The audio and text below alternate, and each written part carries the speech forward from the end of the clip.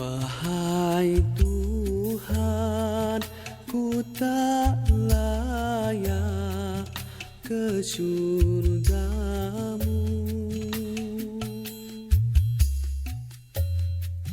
namun tak pula aku sanggup ke nerakamu.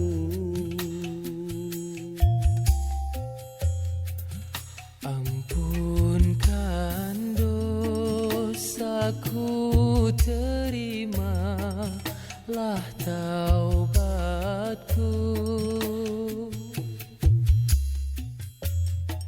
Sesungguhnya Engkaulah pengampun dosa-dosa besar.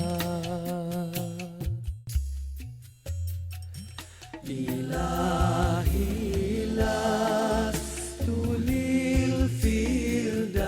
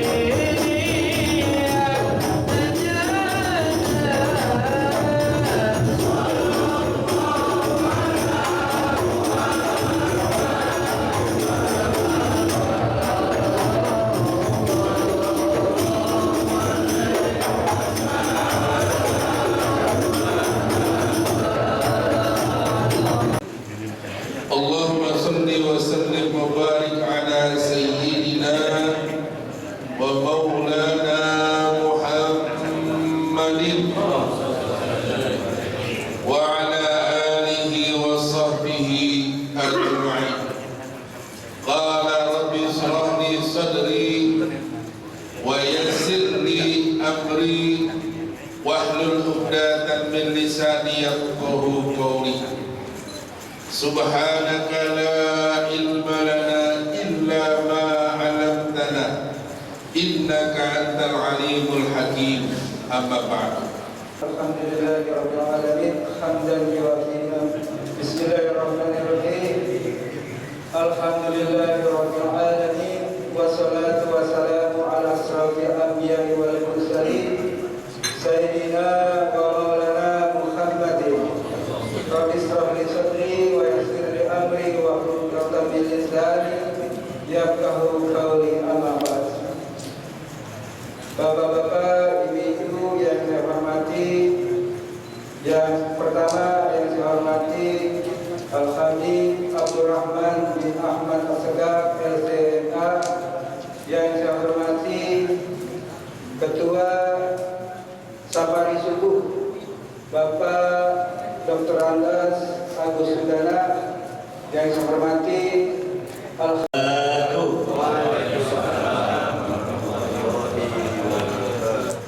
Bismillah walhamdulillah wassalatu wassalamu ala rasulillah Sayyidina Muhammad ibn Abdillah wa ala alihi wa sahbihi wa mawalah, la hawla wa la quwwata illa billah. Asyhadu an la ilaha illallah wa asyhadu anna Muhammadan abduhu wa rasuluh. Allahumma shalli wa sallim wa barik ala sayyidina wa maulana Muhammadin wa ala alihi wa sahbihi wa man tabi'ahum bi ihsan ila yaumiddin. Rabbi shrah li sadri wa yassir li amri wa hlul 'uqdatam min lisani yafqahu qawli. Puji serta syukur kembali kita panjatkan kehadirat Allah Subhanahu wa taala yang alhamdulillah pada pagi hari ini berkat berbagai nikmat yang telah Allah berikan kepada kita. Alhamdulillah kita kembali dipertemukan oleh Allah Subhanahu wa taala dalam rangka bersilaturahim, dalam rangka membangunkan masjid, dan juga dalam rangka menggugurkan salah satu kewajiban kita yaitu thalabul ilmi serta menjaga paham dari sunnah wal jamaah. واغفر لنا ما مضى يا واسع الكرم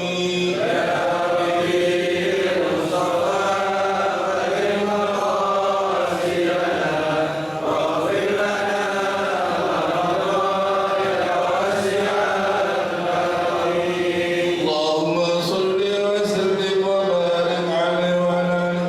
Bapak dan saudara hadirin, mari sama-sama kita ikuti dan dengarkan uraian yang akan disampaikan oleh guru kita kepada Habib dan Mahbub al-Habib Abdul Rahman bin Ahmad bin Ahmad bin Ahmad Segaf. Wa akhiran kami silakan. Sallu ala Muhammad. Untuk bersama-sama memakmurkan rumah-rumah Allah Subhanahu wa taala. Semoga apa yang kita lakukan ini dicatat oleh Allah sebagai tanda keimanan kita kepadanya. Amin. Dan semoga keimanan ini Allah tumbuh suburkan di dalam hati kita. Amin. Sampai akhir hayat kita, meninggal pun dalam keadaan iman, dan nanti dibangkitkan oleh Allah dari golongan orang-orang yang beriman. Dan insya Allah di yaumil qiyamah nanti kita mendapatkan syafaat Nabi Muhammad sallallahu alaihi wasallam. Amin ya rabbal alamin. Salawat serta salam tentunya tidak lupa untuk selalu kita sampaikan kepada Rasul sallallahu alaihi wasallam, para keluarga, sahabat, Habib, serta seluruh umatnya yang selalu beristiqamah mengikuti sunnah-sunnahnya hingga yaumul qiyamah. Alhamdulillah, seperti yang rutin kita lakukan di pagi hari ini di dalam silaturahim dalam rangka memakmurkan rumah Allah ini, kita membaca satu hadis dari Rasul sallallahu alaihi wasallam dari kitab Riyadhus Shalihin yang ditulis oleh Al-Imam An-Nawawi rahimahumullah yang meninggal pada tahun 676 Hijriah ini. Dan alhamdulillah kita sudah terakhir memasuki hadis ke 360. Kemarin 366 dan sekarang masuk 367. Di dalam hadis 367 ini diriwayatkan oleh Abu Sa'id Al-Khudri. Dikatakan di situ qala al-Malik rahimahullah wa nafa'ana bi bidarain amin. An Abi Sa'id Al-Khudri radhiyallahu anhu qala Rasulullah sallallahu alaihi wa alihi wasallam la tusahib illa mu'minan wa la ta'kul ta'amaka illa taqiyyun. Rawahu al-Imam Tirmidzi wa Abu Dawud bi sanadin la ba'sa bih. Itu yang ditulis oleh Imam Nawawi dalam kitabnya Riyadhus Shalihin. Dikatakan An Abi Sa'id Al-Khudri, dari Abu Sa'id Al-Khudri radhiyallahu anhu, semoga Allah meridhai beliau. Beliau berkata, qala Rasulullah sallallahu alaihi wasallam, Rasulullah bersabda, la tusahib illa mu'minan. Jangan engkau menjadikan seseorang sebagai sahabatmu illa mu'minan, kecuali orang yang beriman. Wala ta'kul ta'amaka, dan jangan makan makananmu illa taqi, kecuali orang yang bertakwa. Rawahu At-Tirmidzi, diriwayatkan oleh Al-Imam At-Tirmidzi di dalam kitabnya tentunya Al-Jami', dan Abu Dawud dalam kitabnya As-Sunan bisanadin la ba'sa bihi, dengan sanad la ba'sa bihi. La ba'sa bihi ini kalau bahasa kita lumayan, agak apa-apa gitu kalimat apa? La ba'sa bihi. Dia bukan doi, tapi juga nggak sampai sahih. Kalau bahasa kita la ba'sa bihi, ya mendingan dah, kagak apa-apa dipakai. Itu tuh kalimat apa? La ba'sa bihi. Apa? Masih dengan sanad yang mendingan. Ya, tapi nggak dibilang sahih, sahih beda. Jadi kalau kita orang gimana Pak orang itu baik nggak? Ya dibilang baik kagak, dibilang jahat nggak? Ya mendingan dah la ba'sa bihi. Itu tuh kalimat apa? Apa syarat gitu? Kalau tahu ya ini la ba'sa bihi. Ya kita ngaji dah lumayan, tetap bisa dipakai artinya. Nah itu dia bilang la ba'sa bihi, bisa nadin la ba'sa bihi, dengan sanad la ba's, nggak ada masalah, silakan dipakai saja. Nah ini artinya hadis yang kuat. Yang pertama dikatakan di situ An Abi Sa'id Al-Khudri, dari Abu Sa'id Al-Khudri. Abu Sa'id Al-Khudri nama aslinya adalah Sa'ad ibn Malik ibn Sinan Al-Khudri. Jadi beliau namanya Sa'ad ibn Malik ibn Sinan Al-Khudri. Suka dipanggilnya Abu Sa'id Kenapa? Karena Sa'ad punya anak Sa'id. Jadi saat ini punya anak Sa'id, makanya suka dipanggil Abu Sa'id. Kunyah kalah mulia dengan nama. Lebih bagus panggil namanya daripada kunyahnya. Tapi kalau orang itu ngetop dengan kunyahnya, pakai kunyah. Rasulullah dipanggil Rasul. Kalau mau gelar mulia, Rasul Nabi Muhammad SAW. Ahmad bin Abdullah, Muhammad bin Abdullah, Abu Qasim. Nah itu suka dipanggil. Yahudi manggil Nabi Abu Qasim karena dianggap rendah. Jadi Yahudi itu kalau manggil Nabi nggak pernah ya Rasulullah, ya Muhammad, nggak, dipanggilnya apa? Abu Qasim. Yang bilang apa? Adik Abul Qasim, ikutin bapaknya Qasim. Tuh manggilnya Abul Qasim. Yahudi selalu manggilnya Abul Qasim. Adik Abul Qasim. Si anak tadi melihat ke Nabi, Islam, langsung masuk Islam. Lalu Nabi bilang, Alhamdulillahilladzi anqadhahu minan nar. Segala puji bagi Allah yang telah menyelamatkan anak itu dari api nerakanya Allah. Artinya Yahudi suka manggil apa? Abul Qasim. Tapi Yahudi tak pernah manggil Muhammad ya, karena nama itu mulia. Jadi Yahudi pengen merendahkan Nabi dengan memanggil Abul Qasim. Jadi panggilan Abu itu atau nama kunyah sebenarnya lebih bagus nama asli. Makanya kita apalagi dari orang tua kita jangan dihilangin. Kadang-kadang ikutan diganti namanya. Sampai kita kagak kenal Ustaz Abu Fulan itu siapa sih namanya, kagak kenal kita. Nah ini bukan tidak mulia, tapi hargai orang tua kita. Kecuali Pak, nama kita kagak bagus, nama kita kurang bagus, udah gede, apalagi kita mentok namanya jelek, Ustaz ya ganti apa dengan Abu siapa? Nama kita aja Abu Muhammad. Nah itu boleh tuh, namanya soalnya kurang apa? Nah tapi kalau udah namanya bagus dari orang tua, itu nama yang bagus dari orang tua kita sebagai penghargaan kepada orang tua kita. Nah inilah Abu Sa'id. Jadi nama aslinya Sa'ad ibn Malik ibn Sinan Al-Khudri. Beliau lahir 10 tahun sebelum hijrahnya Nabi. Jadi Nabi waktu masuk kota Madinah, beliau usianya baru 10 tahun. Jadi waktu Nabi masuk kota Madinah, beliau umur 10 tahun. Nabi waktu masuk Madinah umur 53. Nabi itu waktu hijrah kan dapat wahyu 40 tahun. Dakwah di Mekah 13 tahun. Hijrah berarti sudah 53. Di Madinah 10 tahun, 63 dia meninggal. Sahabat juga Malik dibawa. Ya Rasul, saat mau ikut, saat bin Malik. Si anak dibawa sama bapaknya ikut perang Badar. Wah, darahnya udah digede-gedein dia. Umur berapa tahun tuh dia? 13. Ya Rasul dipegang tangan. Lahu adalah tangannya mau dibikin apa? Kalau kan mau dibikin dia olahraga. Itu olahraga sahabat tuh luar biasa. Jarang ada memang sahabat yang apa? Badannya itu ya maaf. Kadang-kadang perutnya lebih ke depan daripada dada. Tapi kebanyakan mereka ngikutin Nabi. Nabi dadanya dan perut sama. Keren. Itu yang muda-muda. Kalau itu ada wajar dah. Yang tua-tua nggak kena hukum. Yang muda-muda. Nah, istiwa baina sadrihi wa batni. Sejajar antara perut dan dadanya Rasul. Kayak ada batu-batu perut. Orang gilok itu mah Masya Allah. Itu sahabat begitu semua rata-rata. Tapi ada juga Abu Dhar badannya gede. Perutnya gede itu ada, tapi kebanyakan badannya mereka ini masih muda, umur 13 tahun, badannya kerennya besar. Dikasih tahu ke Rasul, kata abah, nih, udah cukup bisa perang, bawa pedang, main pedang, coba dilihat. Nabi lihatin, nanti dilihat, kata Rasul dilihatin dari atas kepala, pulang kamu. Ya Rasul udah gede, enggak kamu, udah baru 13 tahun dia. Faradahu, katanya dia pernah berusaha untuk menunjukkan keahliannya dan ketangkasannya di depan Nabi untuk ikut perang Uhud. Faradahu, tapi ditolak Nabi. Lisigari sini, umur berapa? 13, pulang. Ada kekecewaan yang Sa'id perang. Itu orang dulu kalau mau ada perang, berusaha untuk apa? Ikut, padahal resikonya mati. Kalau sekarang perang, langsung kita pura-pura cari gugur. Bagaimana? Saya sih memang sehat, tapi kaki ini banyak. Itu jihad itu.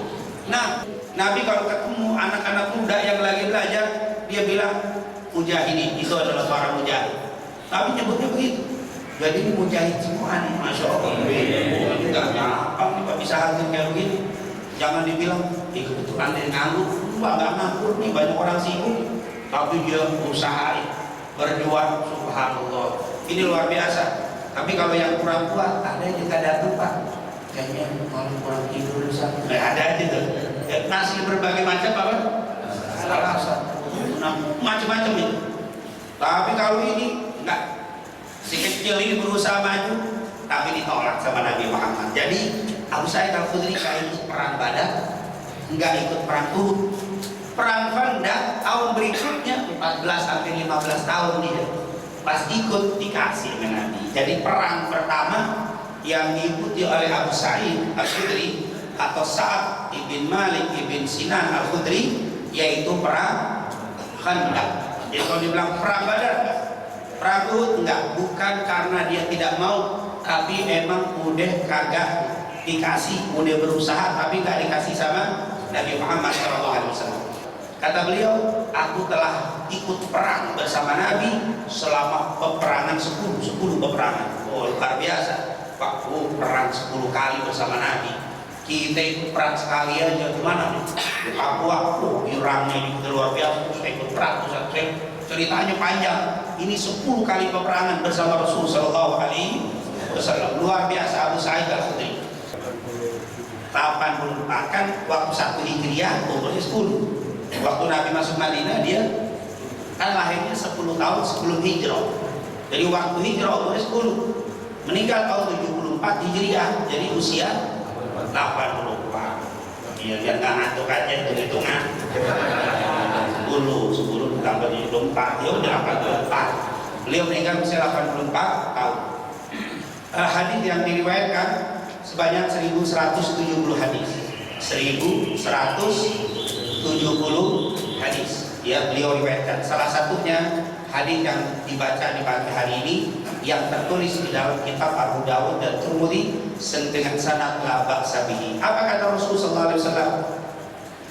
La tusahib illa mu'minan wa la ta'kul ta'amaka illa taqiyun, kata Rasul.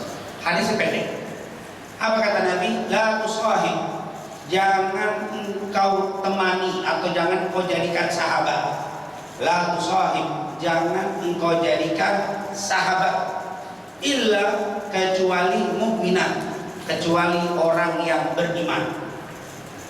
Wala takul ta'amaka, dan jangan makan makananmu illa taqi, kecuali orang yang bertakwa. Tadi hadis pendek sekali. Jangan engkau jadikan sahabat kecuali orang yang beriman, dan jangan makan makananmu kecuali orang yang bertakwa. Ini tentunya kalimatnya pendek, tapi nanti kalau kita lihat penjelasan ulama panjang sekali. Yang pertama, hikmah dari hadis ini kita ambil kesimpulan dari penjelasan ulama. Yang pertama kita dapat petik pelajaran, la tusahib illa mu'minan. Jangan engkau jadikan sahabat kecuali orang yang beriman. Sahabat itu disebut di dalam bahasa Arab itu beda. Sebenarnya bisa juga kata sahabat sadiq. Sadiq itu juga sahabat. Qarin itu juga sahabat. Qarin itu orang yang menemani. Sadiq itu orang yang mencapai menjadi pendamping. Makanya kalau kita ke Timur Tengah sama orang yang bilang, kamu sahabat saya, antum sadiqi. Sadiqi apa? Teman bisa. Rafiqi yaitu pendamping. Qarin yaitu mendamping. Itu teman semua, tapi beda kata-kata sahabat dengan teman kalau bahasa kita ya. Kalau bahasa Indonesia ini sahabat dan teman beda. Kalau teman silahkan siapa saja ambil. Teman bisnis nggak mesti muslim. Teman bisnis boleh kafir, jauh boleh. Teman bisnis, teman kerja, teman bebas. Tapi kalau untuk jadiin sahabat, illa mu'minah, jangan jadiin sahabat kecuali orang mukmin. Apa bedanya teman sama sahabat? Beda tentunya. Kalau sahabat itu yang sahibah yashabu, yang selalu menjadi orang yang dekat. Makanya orang-orang yang hidup sama Nabi disebut sahabat. Kenapa enggak Rafiqur Rasul, tapi disebut sahabatul Rasul, sahabat. Karena persahabatan itu dia yang menjadi pendamping dunia dan akhirat. Itu sahabat. Itu kalau tidak disebut kalimat sahabat, kecuali teman, kalau bahasa kita teman yang mendampinginya di dunia dan akhirat. Itu sahabat. Ciri-ciri sahabat kata para ulama, yang pertama, kebahagiaan dia menjadi kebahagiaan kita, kesedihan dia menjadi kesedihan kita. Jadi sahabat. Tapi kalau teman, dia nggak ada, nggak dicariin, datang juga nggak biasa. Tapi kalau sahabat, nggak datang. Kemana saya kehilangan sahabat saya? Kemana sahabat saya? Dicari. Ini. Ternyata sahabat kita dapat kebahagiaan. Alhamdulillah, senang saya. Sahabat saya lagi dapat nikmat. Girang dia. Ternyata sahabatnya lagi susah, lagi sedih, lagi kena musibah, dia sedih. Ini ciri-ciri sahabat. Makanya jangan engkau jadikan orang yang ada di sebelahmu sebagai seorang sahabat kecuali orang yang beriman. Yang kedua, teman itu terbatas. Qarib, pendamping itu, tapi kalau sahabat enggak. Waktu dia sudah meninggal pun persahabatan tetap berjalan. Makanya jangan kau jadikan orang-orang sekitarmu, orang dekat itu sahabat kecuali mukmin. Kenapa? Karena kalau tidak mukmin, waktu kau meninggal selesai. Waktu kita meninggal, dia nggak doain kita. Kalaupun doa menyampai, karena tidak seiman, dia tidak seakidah dengan kita. Dia bukan orang Islam. Maka waktu meninggal putuslah pertemanan kita, karena sampai masa hidup. Tapi kalau sahabat tidak. Waktu dia meninggal didoakan sahabat-sahabatnya. Jadi sahabat itu beriman. Kenapa? Biar persahabatan itu abadi. Tapi kalau dia bukan orang beriman, bukan sahabat, karena setelah dia meninggal putus. Kata Rasulullah SAW, nanti di yaumil qiyamah, waktu di padang mahsyar, nafsi-nafsi masing-masing. Gak ada yang peduli, saya gak peduli dengan sahabat saya. Jangankan sahabat, istri saya gak peduli, anak saya gak peduli, masing-masing nafsi-nafsi. Jangankan kita, nabi-nabi semua nafsi-nafsi di padang mahsyar. Nabi Adam gak mau bantu, Nabi Nuh nggak mau bantu, Nabi Musa, Nabi semua nggak mau, kecuali junjungan kita Nabi Muhammad. Makanya disebut syafaatul uzma, karena di padang mahsyar hanya Rasul yang peduli, yang lain nggak ada peduli. Shiratal mustaqim, nafsi-nafsi. Lewat shiratal mustaqim nggak ada yang mau tahu, semua masing-masing. Nggak ada mikirin waktu shiratal mikirin apa shiratal mustaqim, mikirin istri saya kemana, nggak ada mikirin istri, nggak ada yang mikirin suami, nggak ada yang mikirin anak, bagaimana caranya supaya saya selamat. Masa duduk yang lain, yang penting saya apa? Selamat. Semua nabi, nggak ada yang peduli kecuali Nabi kita Nabi Muhammad SAW. Dalam riwayat, nabi-nabi yang lain peduli dengan umat masing-masing, tapi umat nggak peduli dengan sahabat, nggak ada peduli. Di mizan nanti ada proses, di mizan, di timbangan, nggak ada yang peduli. Semua kita akan ditimbang amal-amal kita, bukan badan. Kalau badan itu mungkin dan biar timbangannya berat. Karena ayatnya wa amma man thaqulat mawazinu fa huwa fi 'ishatin wa amma man khaffat mawazinu fa ummuhu. Adapun yang berat timbangannya, maka dia akan berada dalam kehidupan yang penuh keridhaan dari Allah. Tapi yang ringan, tempat kembalinya neraka hawiyah. Waduh, berarti harus berat timbangannya. Timbangannya ya, bukan badannya. Harus berat apa? Timbangan. Maka berusaha kita dan kita akan ditimbang setiap orang. Nggak ada peduli. Dia takut dengan timbangannya kalau ringan. Masing-masing. Nggak mikirin istri, nggak mikirin suami, nggak mikirin anak. Masing-masing. Kecuali Nabi Muhammad. Nabi Muhammad dikatakan dalam hadis, nanti kalau kita bicara peran Nabi Muhammad di akhirat, di mahsyar dia yang pertama memberikan syafaat. Di mizan dia yang berdoa di pinggir mizan, di pinggir Shiratal Mustaqim. Kalau kita lewat Shiratal Mustaqim, yang pertama kali lewat Nabi Muhammad. Setelah itu para nabi, setelah itu umat Nabi Muhammad, baru umat yang lain. Waktu umat Nabi Muhammad mulai nginjekin di Shiratal Mustaqim, Nabi di ujung sana sambil mengatakan Allahumma sallim sallim, Allahumma sallim sallim. Ya Allah selamatin Nabi Muhammad. Yang lain gak ada yang ingat lagi. Istri, anak gak ingat. Makanya kita harus mencintai Nabi melebihi cinta kita kepada anak, istri kita dan orang tua kita. Hanya Nabi yang ingat sama kita. orang tua semua gak ada ini. Pas masuk ke surga, baru bapak masuk surga, baru nanyain istri, mana istri? Nah, nyari istri itu baru. Ada, alhamdulillah. Mana anak? Dicariin anak. Begitu juga anak masuk ke dalam surga, nyariin bapak mana, ibu mana, nyariin. Ternyata ibunya, bapaknya masih gelantungan di Siratul Mustaqim. Jalannya lama ternyata. Anak yang soleh, ya Allah, itu bapak ibu saya, ya Allah, selamatin dia, ya Allah. Itulah anak menjadi pemberi syafaat, dipercepat ke orang tua gara-gara apa? Anak. Begitu juga istri, sudah masuk dia akan cari suami, dia akan cari anak-anak. Ketika istri masuk, ternyata bapaknya belum kelihatan, masih proses selamat. Ya Allah, itu adalah suamiku. Dulu dia yang memberikan nafkah kepadaku, dia yang membimbingku, dia diproses cepat gara-gara syafaat istrinya. Begitulah, maka beruntunglah yang punya istri yang soleh, saling memberikan manfaat. Nah, ini tentunya anak keturunan bisa dibaca surat At-Tur di ayat 21. Ayat 21 itu cerita tentang syafaat yang nanti bisa saling memberi, bahkan anak keturunannya nanti pun bisa diberikan syafaat oleh kakek moyang mereka. Subhanallah. Insyaallah kita semuanya nanti dikumpulkan di dalam surganya Allah bersama orang-orang yang kita cintai. Amin ya rabbal alamin. Setelah dia cari istri, suami, dia cari anak, semua lengkap, baru sahabat kita mana tuh?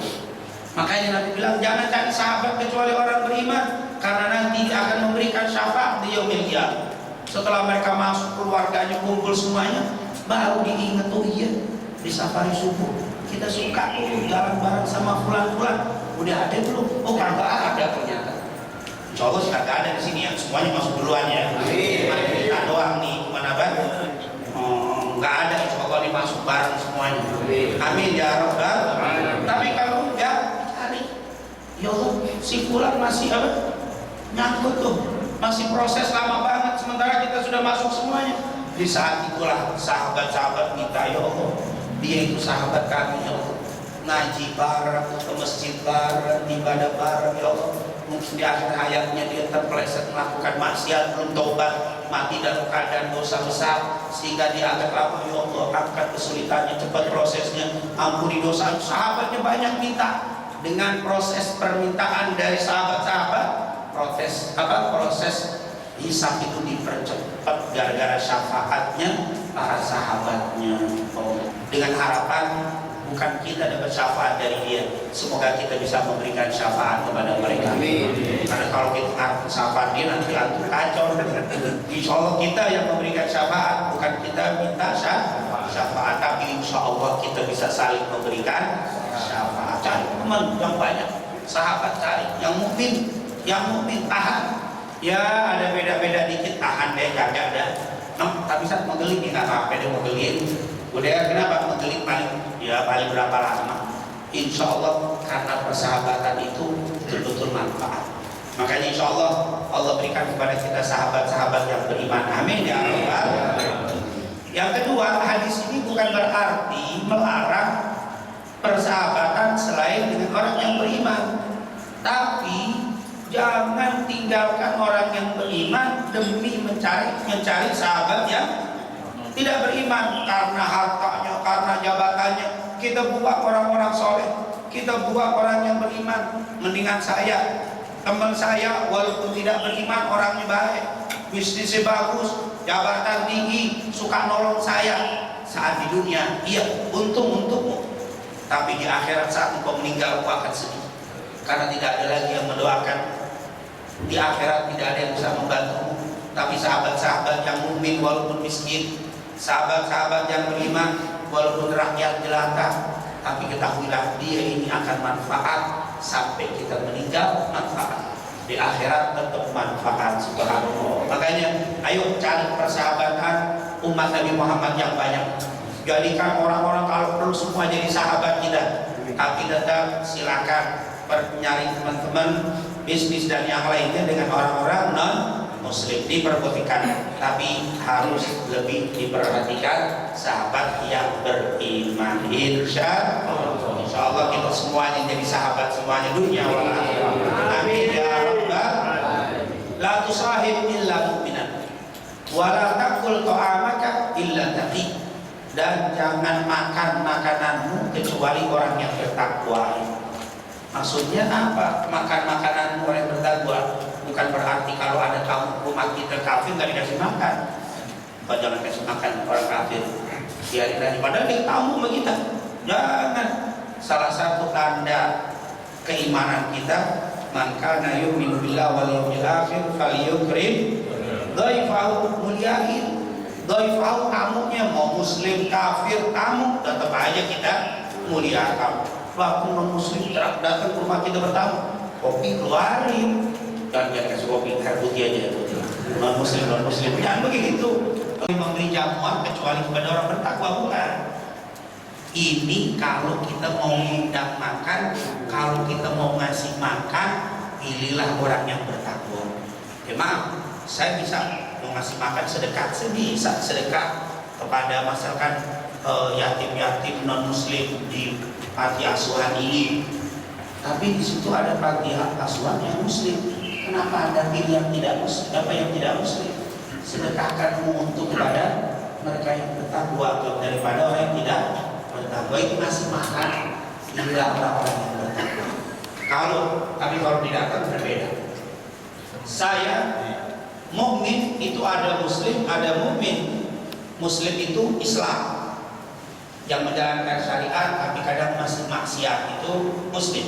Tapi kalau mukmin atau taqi itu yang bertakwa, amalnya sudah apa?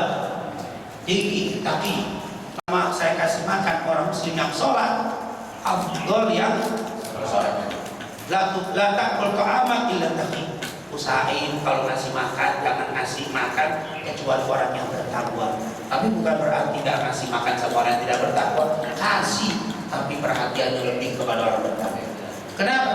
Makananmu yang dimakan sama dia kenyang, sholat duha, kenyang, sholat duhur berjamaah, kenyang, baca Quran, kenyang, melakukan amal soleh. Untunglah gara-gara makan yang kau kasih dia ibadah. Setiap ibadah kau dapat pahala. Tapi kalau dikasih sama orang yang gak sholat, kenyangnya tidur, kenyangnya ngomongin orang. Gara-gara dia dikasih makan dimaksiatin mulu, pengaruh. Makanya janganlah ta'kul ta'amak illa taqi. Jangan makan makanan kecuali orang bertakwa. Kata Nabi, adalu ala khairin kafa'ili. Orang yang menunjukkan jalan kebaikan seperti melakukan kebaikan. Gara-gara saya kasih mobil tuh orang, akhirnya dakwah mobil ke Solo dipakai dapur. Setiap omongan Ustaz itu kita dapat. Kita kasih orang itu yang maksiat dulu, kita kasih motor nih, biar maksiat dulu. Ya udah, musibah udah. Makanya makanan, harta jangan diberikan kecuali kepada orang yang bertakwa. Sekali lagi, bukan berarti tidak boleh, cuma faedahnya akan lebih besar. Untuk kasih kepada orang yang bertakwa. Ini kata Nabi, la ta'kul ta'amaka illa taqi. Yang ketiga, maksudnya kalau kamu ngundang, ini kalimatnya kan masih bab tentang silaturahim kepada yang lebih besar, kepada yang punya kemuliaan. Kalau mau silaturahim, undanglah, silaturahimlah kepada orang yang bertakwa, terutama ketika kita keluarin modal. La ta'kul ta'amak illa taqi. Maaf, saya undang 10 orang soleh lebih afdal daripada 20 orang tapi tidak soleh. 20 orang ini giliran diundang taklim kalau mau, giliran diundang majelis hilang, giliran masjid kalau kelihatan, giliran makan teman-teman.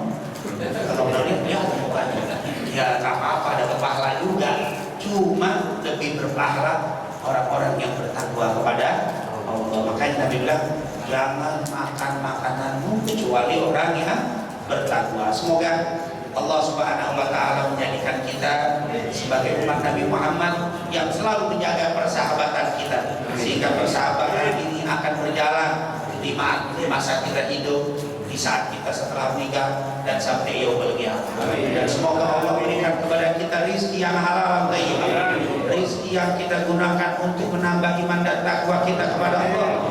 Dan semoga rizki kita tidak ada yang mengambil dan memakannya kecuali orang-orang yang bertakwa kepada Allah Subhanahu wa ta'ala. Amin amin ya rabbal alamin. Alhamdulillah, alhamdulillah rabbil alamin.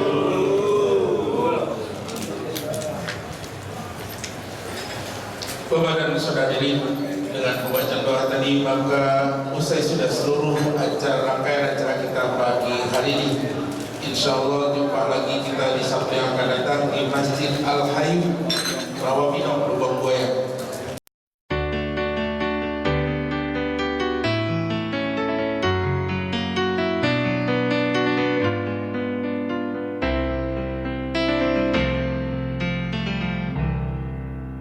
Ya Rasulullah, salamun alaik. Ya Habiballah, salam alaik. Nabrah ilayya ya Rasulullah, atfan alayya حبيب الله.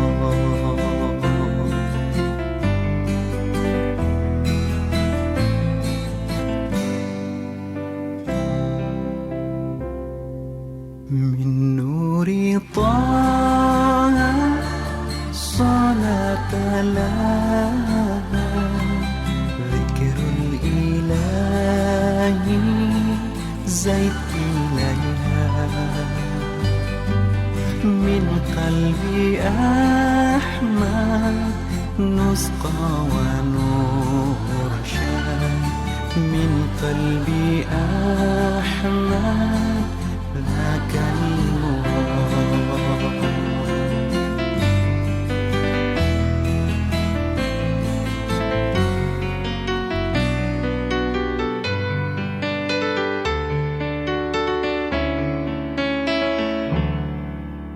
Kekasih Allah juga semesta, sholawat salam kita semua. Jalan hidupnya